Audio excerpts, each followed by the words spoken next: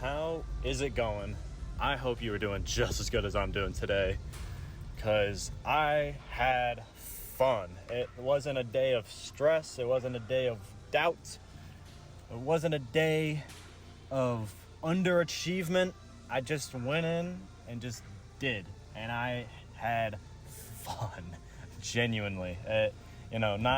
There's just like, I said a similar thing yesterday, but it's just, there's no thoughts of the actual weight today. It was just, got the homies around, just fucking lifting. Physically, I will give it, I'll give it a 9.05. No, 9.2. Yeah, I need to give myself credit. Even though I'm really beat, this is my third day in a row, and I went really hard today. I was strong today. Like, I was very strong. As you'll see, on bench, I killed 275 for my pause reps this week, unlike the other day when my spotter may have touched the bar just slightly too early. And I even got to try out 285, which I didn't think I was going to get for 6, but god damn it, it was pretty close. Got me really excited for next time. And then clean and jerks, man. I think I'm finally getting used to the conditioning of this new training style. I say this a lot. When you develop a new training style, it's going to take a minute to get used to. You're going to underperform more than you may want to when it comes to the numbers for a little while, just because it's so much of a change on your body's CNS, on the central nervous system. So I think like some of this week and all of last week, I was just really getting used to everything, like feeling it out, learning where my body's strength truly is with this kind of lifting. Like as you see, like I got up to 275 again on clean and jerks this week, and I'm fucking pause repping it. Like it seems so, like it just doesn't seem possible from the way I've been lifting for the past couple of years. You know, I didn't realize how much I had in me, and I just needed that one little bump to flip it on. And I say this a lot, but I feel like so many, if not everyone, is at this point where whatever you're working on, you just need that little bump. You know, that's where the consistency comes in. You're gonna have shit days, and it is not gonna happen when you expect it to, but that switch will get flipped at some point, as long as you're consistent and disciplined and passionate. That's all it is. Mentally, man, I'll give it a 9.7. Honestly, I feel great. It was one of those days where I really needed the workout, because like it hasn't been bad. You know, I always got to remind myself that most things that we worry about in human society aren't super important at the bottom line of it. Like all that really matters is you and the people you're around and the people that you choose to love. You know, nothing material really matters as long as you have enough to survive. But still, you know, I care about my work and my school and everything else besides the gym. So there's just been some stressors lately, and it was one of those workouts where I just got to go in and truly just throw some shit over my head. There's no better description than, it's literally what my bio says. It's what it's always been. I throw heavy circles over my head for fun. That's all today was. I I got in, I threw shit, it got over my head, I felt great, homie moments, awesome. It's just everything lined up. Like I think that my body is finally, like, not fully conditioned, but I think I'm at the point where I can start consistently going pretty intensely at heavier numbers. Because if you saw the other day, I only got up to like 235 on clean and jerk, since my low back was like really tensed, and I don't like pushing that. Today, there wasn't like a bad tensity today. Today was one of those days where, god damn it, my low back felt phenomenal, felt wonderful. Even though it felt sore, sure, 3 days on an Olympic program where I'm going hard as fuck every day, it's gonna do that. But it was like the soreness where like I could confidently throw myself underneath with that muscle tension backing me up, you know, without a worry. Just to kind of get onto the main point I wanted to touch on today. I'm going back home tomorrow. I've been, if you've been keeping up, I'm going back to going back to Florida tomorrow. I've been in Alabama for almost 3 weeks now, just hanging out with some great friends, my girlfriend, meeting a lot of new friends. I am such a big person about wherever I go. Like, I want to travel a lot and move around and go to a bunch of different places and live in a bunch of different places because I want to have as many homies as possible. Genuinely, I do not ever want to feel like I only have homies in one tight little circle, because then you don't feel like you can spread out and test your limits a little bit. You know, similar to the weights, you can test your limits socially when it comes to the people you hang out with and the people that you're able to spread your own personal love to. And in these short few weeks, it's felt like I've been here for months because of the connections I've made. Like, I say it a lot, but when you're truly happy with what you're doing, and not just because there's always going to be stressors no matter how happy you are, because if you care about something, you're going to hurt because you care about those things so much at some point. But because I am truly happy and love the things that I'm doing right now, the time just flies by. Like, it doesn't feel like I've been here. I guess to me, I don't feel like I've been here for that long. It feels like it feels natural that I'm here now because of how much fun I've been having on my own. But at the same time, it feels like I haven't been home in forever. You know, I like, not that I don't remember it, but I'm never thinking about anything else in the present, you know? So like, I got a room back in Florida that I haven't touched in almost a month. And I'm like, I don't even remember what it feels like at this point, because I'm always moving on to the next step, just appreciating what I got. So what's sad, it's a double-edged sword. Whenever this is why I want homies everywhere. Like, everywhere I go, I want to meet new people and have all these new connections. It's because as I am now having to go back, I gotta take some exams, I gotta get some work going. I'm gonna be employed soon. I got things I gotta but I got passions I gotta pursue in Florida, because that's just where I'm at. You know, I won't be there forever. I probably won't even be there that long, but I can't be in two places at once. So I gotta split up my time a little bit and go both ways when I can.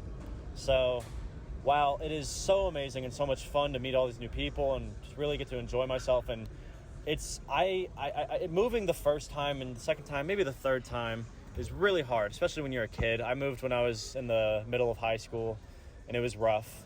And I moved again to a different house in the same town in high school, and then I moved to college. So I moved 3 times by the time I was 18. And you have to restart your social circle anywhere you go.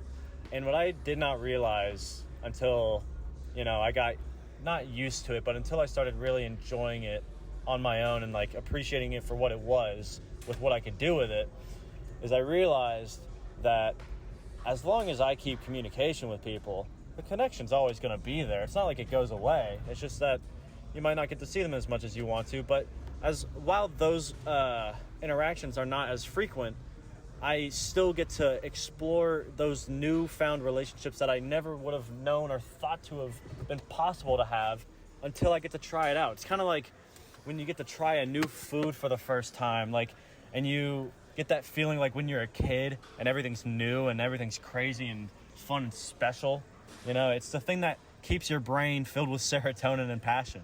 I love it, and because of, like I said, because of that love, you feel hurt when, not that you lose those, of course you can always lose them, but if you're not always around or whatever, if you're not consistently seeing those things or people that you love, it can hurt because you want to see them, and sometimes it's not as much, or sometimes you just got to go to the next step, even if regardless if they're there or not. So I've met a ton of great new people here, and I love the relationships I've met. I feel like I've got a whole gym community here in Alabama now, but I got to go back to Orlando while I still got passions I want to pursue there.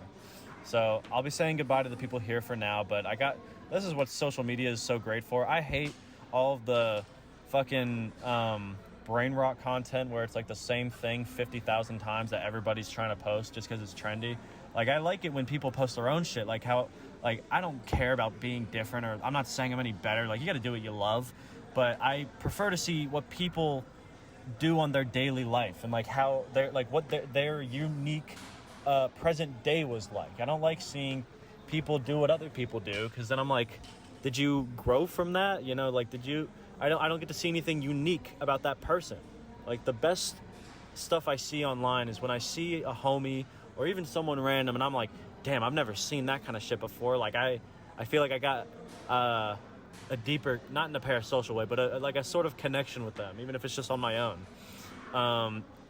So like when I got all the contacts of the new homies, I guarantee you when I go home and I start seeing their shit every day in my feed, I'm gonna be like, God damn, he's doing this now, and I can hit him up and be like, bro, that was fucking cool. You know, you're doing great. That type of shit. It's spreading the positivity. And that's down to the bare bones of it. It is just spreading love and positivity and appreciating the people in your daily life. You know, so even if they're not around you and you can't go see them, we got phones. God damn it. People used to send pigeons. As stupid as it sounds now. And so we have instant messaging. So like if you've been thinking about hitting up that homie that you haven't talked to in a while and you feel like it'd just be awkward if you did, it won't be. It's only as awkward as you make it to be. So just be like, hey, I was thinking of you. How you been? I've been doing great. This is what I've been up to. I hope you've been well. And instantly that connection will rebuild itself, because even if you haven't talked in a while, if you leave off on a good note, that good note is still going to be there the moment you start interacting again. Like, I got friends from elementary school where like I don't talk to them but once every like 6 fucking months, but they'll hit me up, be like, this is what I'm up to, wow, you been? I'll be like, I've been doing this, and it still feels like we're best childhood buddies, and we haven't, even though we haven't seen each other in years and we barely text each other. It's the kind of relationships that are able to sustain themselves based off of the pure positivity, you know? So while it sucks that I won't get to see these guys for a while in person, because I love showing off to my homies, I get to go back to Orlando and revisit the homies that I left there, get to rekindle those relationships and show off how strong I've gotten while being here in Alabama. Because people, like, even if they haven't messaged me or whatever, I don't give a shit. But like, the people who don't know, I'm going to come back to Orlando and fuck shit up. Like, I'm going to be throwing close to 3 plates on ChikinJake pretty soon for fun. That is a crazy thought to me, and if it's crazy to me, it's bound to be crazier to the homies. So I don't know, take all this shit with a grain of salt. This is just the shit I love spewing about. But if you are going to the gym and you feel like you have not had these kind of relationships that I'm talking about, I feel like you either haven't been there that long, or you haven't been going consistently, or you just haven't made the effort to make that first step. Because something that at least I've learned in my experience with human interaction and sociability is that we do not like taking first steps. With anything, it's the most stressful step, typically. It is, because it's the most fearful, it's the most ambiguous. You don't know what's going to happen. But I feel like once you commit to a lot of your passions in life and you get used to stepping out into the void and just having fun with the ambiguity of life itself, you can just throw yourself at a person and be like, hey, I thought your lift was cool. How long you been training? Like, what are you working towards? You've impressed me.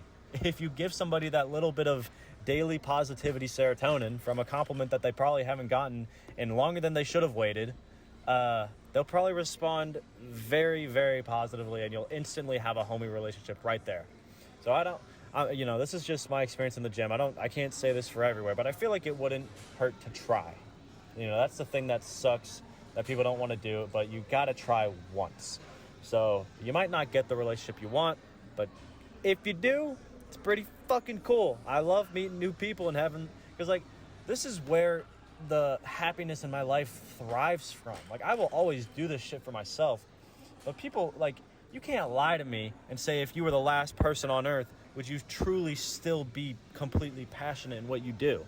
And if I were immortal and incapable of dying, maybe, because I have nothing else to do. But realistically, people can't live on their own. It's any species. No matter how smart or conscious we are, we cannot thrive on our own. We need others of our same species especially to uplift us, to make us feel that we matter and we have purpose. A lot of things that I don't think people understand, especially as you get older, is that it's not about finding your own inner purpose in the world. It's about sharing a wide variety of purposes throughout the community that you've learned to appreciate and love. So I don't know. That's just, I don't mean to get all philosophical on you, but I love to talk about this stuff. I may not say it a lot, but I love, like, I truly love every homie, family member, girlfriend, whatever, everybody I get to interact with. I love you guys. Even if we haven't seen each other in a long time, even if we haven't interacted or we don't see each other anymore, as long as we left off on a positive note and we know that we left off as good friends, I still see us as good friends, no matter what happens. So, if anybody I know is hearing this, I fucking love you. And whoever is watching this and needs to hear it, you're loved. I promise. If you got people in your daily life, even if they don't say it, even if they don't express it, you're loved. Somebody loves you, and, appreciate that. And really hold on to it as long as you can, because you never know how long it's going to last. So, that's all I got. I'm resting my fucking ass off tomorrow. So, I appreciate anybody who stuck around. Let me know how the lifts are going. Spread the positivity yourselves, and I will reciprocate. So, you'll see me in 2 days, and we will be back in Orlando at the 24-hour fitness. So, I'll see you next time. See ya.